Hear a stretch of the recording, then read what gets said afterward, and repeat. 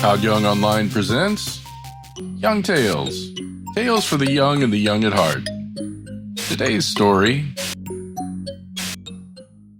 from Bulfinch's mythology, The Legends of Charlemagne. Today's story, Huon of Bordeaux, part 2 of 3. We pick up with Huon having traversed the Apennines and Italy, arrived at the environs of Rome, where, laying his armor aside, he assumed the dress of a pilgrim.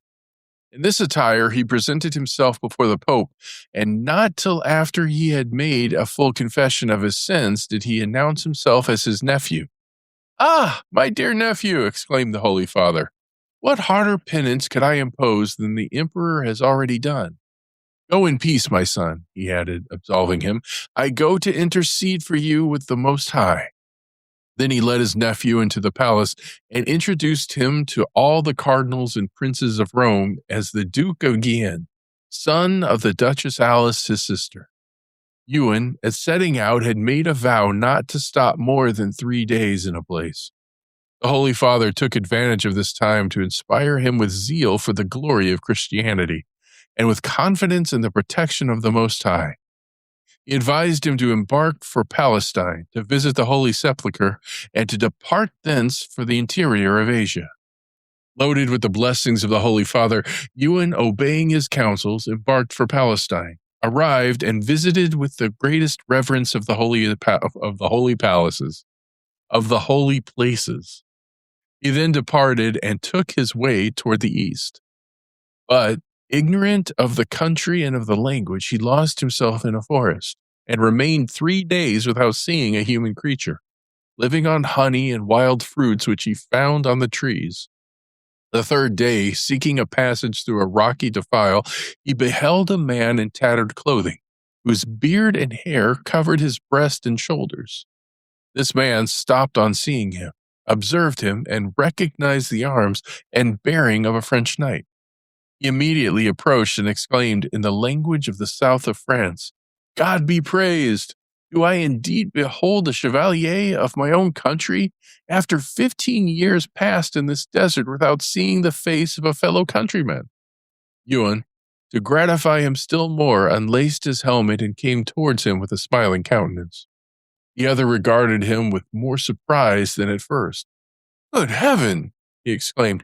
"Was there ever such a resemblance? Oh, noble sir," he added, "tell me, I beseech you, of what country and race you come."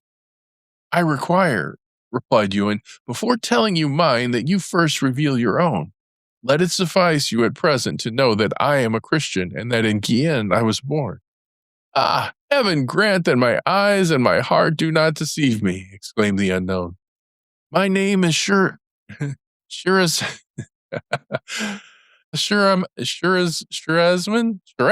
Okay.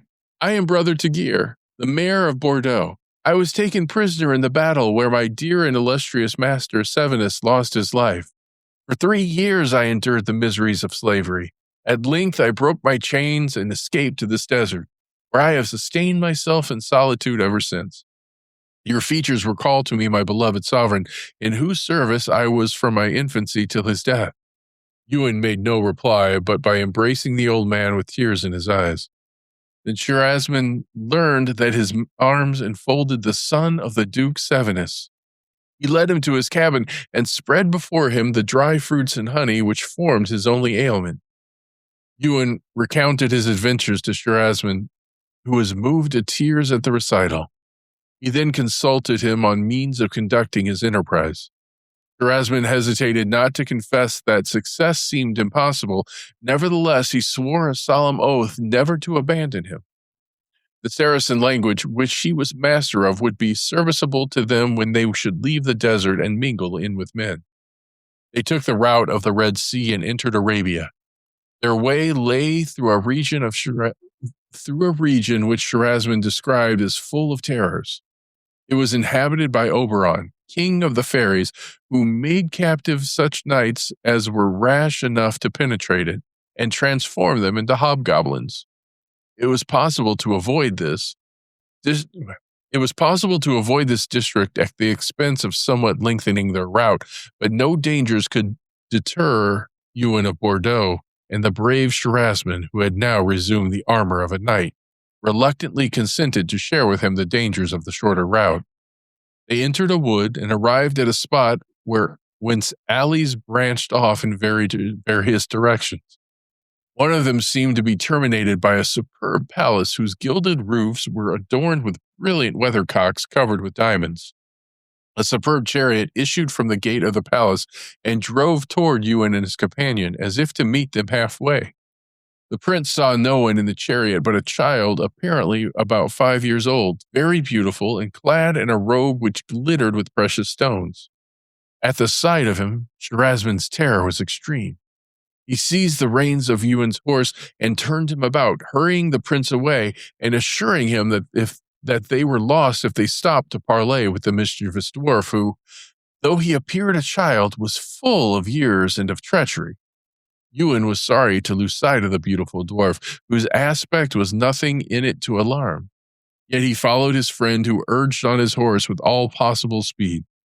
Presently, a storm began to roar through the forest. The daylight grew dim, and they found their way with difficulty. From some time to time, they seemed to hear an infantine voice which said, "Stop, Duke Huon, listen to me. It is in vain that you fly me." Sherasmin only fled the faster, and stopped not until he had reached the gate of a monastery of monks and nuns, the two communities of which were assembled at the time in a religious procession.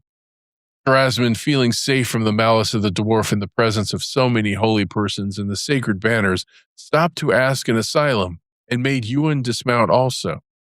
But at that moment they were joined by the dwarf, who blew a blast upon an ivory horn which hung from his neck. Immediately the good Sherasmin, in spite of himself, began to dance like a young collegian, and seizing the hand of an aged nun who felt as if it would be her death, they footed it briskly over the grass and were imitated by all the other monks and nuns mingled together, forming the strangest dancing party ever beheld. Huon alone felt no disposition to dance, but he came near dying of laughter at seeing the ridiculous postures and leaps of the others. The dwarf, approaching Huon, said in a sweet voice and in Huon's own language, "Duke of Guienne, why do you shun me? I conjure you, in heaven's name, speak to me." Huon, hearing himself addressed in this serious manner, and knowing that no evil spirit would dare to use the holy name in aid of his schemes, replied, "Sir, whoever you are, I am ready to hear you and answer you." "Huon, my friend," continued the dwarf, "I always loved your race, and you have been dear to me ever since your birth. The gracious state of conscience in which you were when you entered my wood has protected you from all enchantments, even if I had intended to practice any upon you. If these monks, these nuns, and even your friend Sherasmin had a conscience as pure as yours, my horn would not have set them dancing. But where is the monk or the nun who can always be deaf to the voice of the tempter?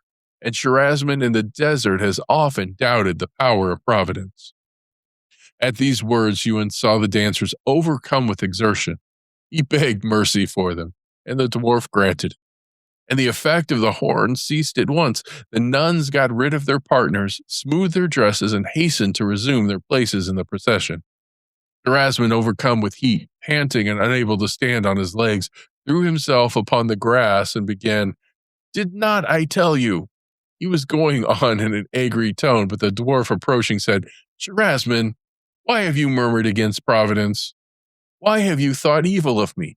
You deserve this light punishment, but I know you to be good and loyal. I mean to show myself your friend, and as you shall soon see. At these words, he presented him a rich goblet. "Make the sign of the cross on this cup," said he, "and then believe that I hold my power from the God you adore, whose faithful servant I am as well as you."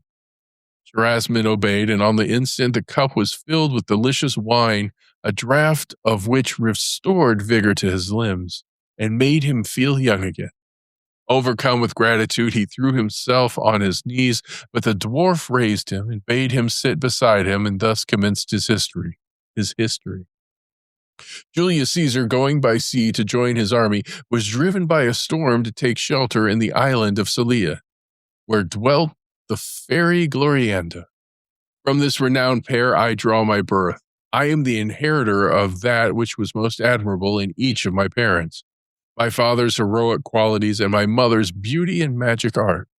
But a malicious sister of my mother's, in revenge for some slight offense, touched me with her wand when I was only 5 years old, and forbade me to grow any bigger. And my mother, with all her power, was unable to annul the sentence. I have thus continued infantile in appearance, though full of years and experience. The power which I derive from my mother I use sometimes for my own diversion, but always to promote justice and to reward virtue. I am able and willing to assist you, Duke of Guienne, for I know the errand on which you come hither.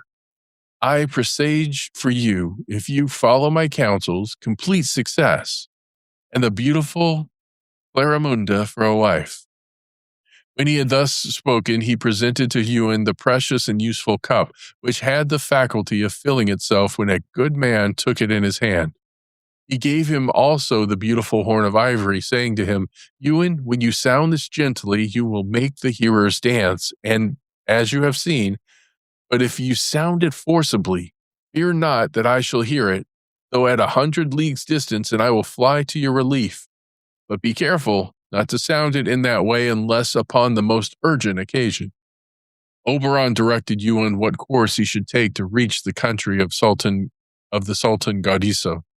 You will encounter great perils, said he, before arriving there, and I fear me, he added with tears in his eyes, that you will not in everything obey my directions, and in that case you will suffer much calamity. Then he embraced Huon and Sherasmin and left them. Huon and his follower traveled many days through the desert before they reached any inhabited place, and all this while the wonderful cup sustained them, furnishing them not only wine, but food also. At last they came to a great city. As day was declining, they entered its suburbs, and Sherasmin, who spoke the Saracen language perfectly, inquired for an inn where they could pass the night.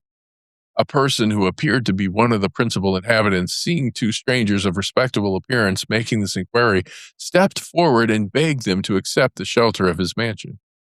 They entered, and their host did the honors of his abode with a politeness which they were astonished to see in a Saracen. He had them served with coffee and sherbet, and all was conducted with great decorum, till one of the servants awkwardly overturned a cup of hot coffee on the host's legs, when he started up, exclaiming in a very good Gascon, Blood and thunder, you blockhead! You deserve to be thrown over the mosque. Huon could not help laughing to see the vivacity and the language of his country thus break out unawares. The host, who had no idea that his guests understood his words, was astonished when Huon addressed him in a dialect of his country. Immediately confidence was established between them, especially when the domestics had retired. The host, seeing that he was discovered, and that the two pretended Saracens were from the borders of the Garonne, embraced them and disclosed that he was a Christian. Huon, who had learned prudence from the advice of Oberon to test his host's sincerity, drew from his robe the cup which the fairy king had given him and presented it empty to the host. A fair cup, said he, but I should like it better if it was full. Immediately it was so. The host, astonished, dare not put it to his lips. Drink boldly, my dear fellow countrymen, said Huon. Your truth is proved by this cup, which only fills itself in the hands of an honest man. The host did not hesitate longer. The cup passed freely from hand to hand. Their mutual cordiality increased as it passed, and each recounted his adventures. Those of Huon redoubled his host's respect, for he recognized in him his legitimate sovereign, while the host's narrative was in these words. My name is Floriac. This great and strong city, you will hear with surprise and grief, is governed by a brother of Duke Sevenus, and your uncle. You have no doubt heard that a young brother of the Duke of Guienne was stolen away from the seashore with his companions by some corsairs. I was then his page, and we were carried by those corsairs to Barbary, where we were sold for slaves. The Barbary prince sent us as part of the tribute which he yearly paid to his sovereign, the Sultan Gaudiso. Your uncle, who has been somewhat puffed up by the flattery of his attendants, thought to increase his importance with his new master by telling him his rank. The Sultan, who, like a true Mussulman, detested all Christian princes, exerted himself from that moment to bring him over to the Saracen faith. He succeeded, but too well. Your uncle, seduced by the arts of the Santons and by the pleasures and indulgences which the Sultan allowed him, committed the horrid crime of apostasy. He renounced his baptism and embraced Mahometanism. Huh. Godiso then loaded him with honors, made him espouse one of his nieces, and sent him to reign over this city and adjoining country.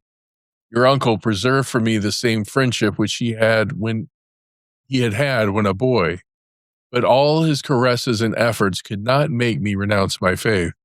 Perhaps he respected me in his heart for my resistance to his persuasions. Perhaps he had hopes of inducing me in time to imitate him.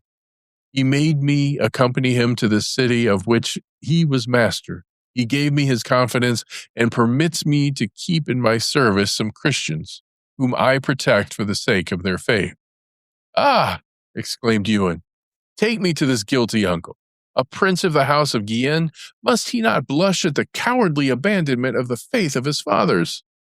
Alas, replied Floriac, I fear he will neither be sensible of shame at your reproaches, nor of pleasure at the sight of a nephew so worthy of his lineage.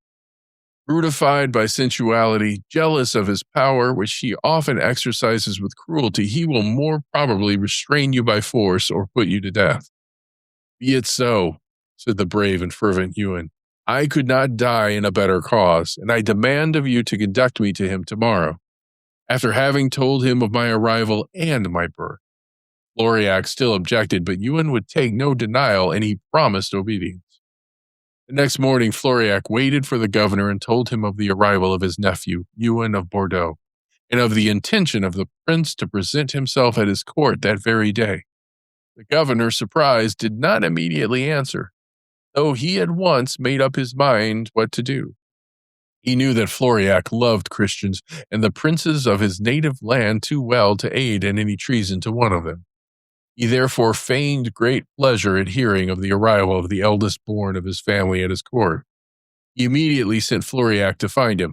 He caused his palace to be put in festal array, his divan to be assembled, and after giving some secret orders, went himself to meet his nephew, whom he introduced under his proper name and title to all the great officers of his court. Huon burned with indignation at seeing his uncle with forehead encircled with a rich turban, surmounted with a crescent of precious stones. His natural candor made him receive with pain the embraces which the treacherous governor lavished upon him. Meanwhile, the hope of finding a suitable moment to reproach him for his apostasy made him submit to those honors which his uncle caused to be rendered to him. The governor evaded with address the chance of being alone with Huon, and spent all the morning in taking him through his gardens and palace. At last, when the hour of dinner approached, and the governor took him by the hand to lead him into the dining hall, Huon seized the opportunity and said to him in a low voice, "Oh, my uncle! Oh, prince, brother of the Duke Sevenus! In what condition have I the grief and shame of seeing you?" The governor pretended to be moved, pressed his hand, and whispered in his ear, "Silence, my dear nephew. Tomorrow morning I will hear you fully." Huon, comforted a little by these words, took his seat at the table by the side of the governor. The mufti, some cadis, Agis, and Santons filled the other places. Sherasmin sat down with them, but Floriac, who would not lose sight of his guests, remained standing and passed in and out to observe what was going on within the palace. He soon perceived a number of armed men gliding through the passages and antechambers connected with the dining hall. He was about to enter to give his guests notice of what he had seen when he heard a violent noise and commotion in the hall. And the cause was this. Huon and Sherasmin were well enough suited with the first course and ate with good appetite, but the people of their country, not being accustomed to drink only water at their meals, Huon and Sherasmin looked at one another, not very well pleased at such a regimen. Huon laughed outright at the impatience of Sherasmin, but soon, experiencing the same want himself, he drew forth Oberon's cup and made the sign of the cross. The cup filled and he drank it off, and he handed it to Sherasmin, who followed his example. The governor and his officers, seeing the abhorred sight, contracted their brows and sat in silent consternation. Huon pretended not to observe it, and having filled the cup again, handed it to his uncle, saying, "Pray, join us, dear uncle. It is excellent Bordeaux wine, the drink that will be to you like mother's milk." The governor, who often drank in secret with his own favorite sultanas, the wines of Greece and Shiraz, never in public drank anything but water.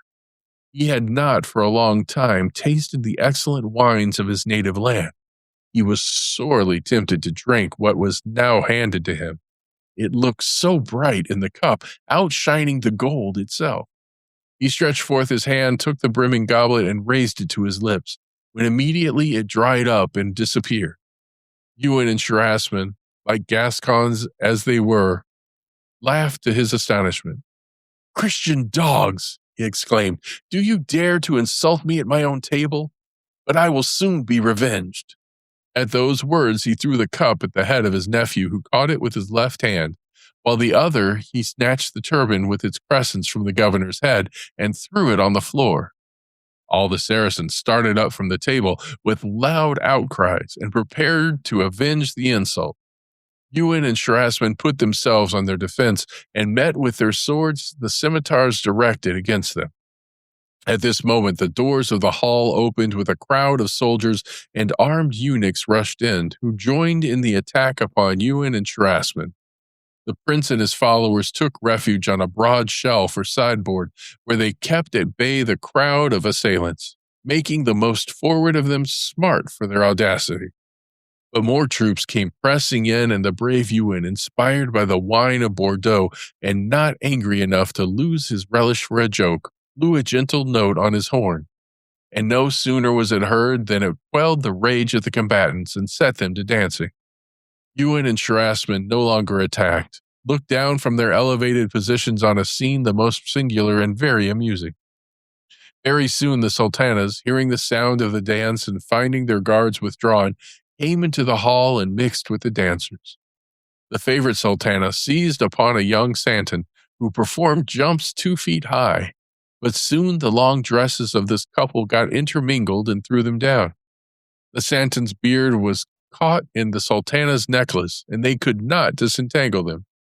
The governor by no means approved this familiarity, and took 2 steps forward to get at the santon. But he stumbled over a prostrate dervish and measured his length on the floor. The dancing continued till the strength of the performers was exhausted, and they fell one after the other and lay helpless. The governor at length made signs to Huon that he would yield everything if he would but allow him to rest. The bargain was ratified. The governor allowed Huon and Sherasmin to depart on their way, and he even gave them a ring which would procure them safe passage through his country and access to the Sultan Gaudissa. The 2 friends hastened to avail themselves of this favorable turn, and taking leave of Floriac, pursued their journey. And here's where we end for today. Young Tales is produced and narrated by Todd Young from Todd Young Online. If you enjoyed this, please like and subscribe and join us next time for another story. Thank you for your support.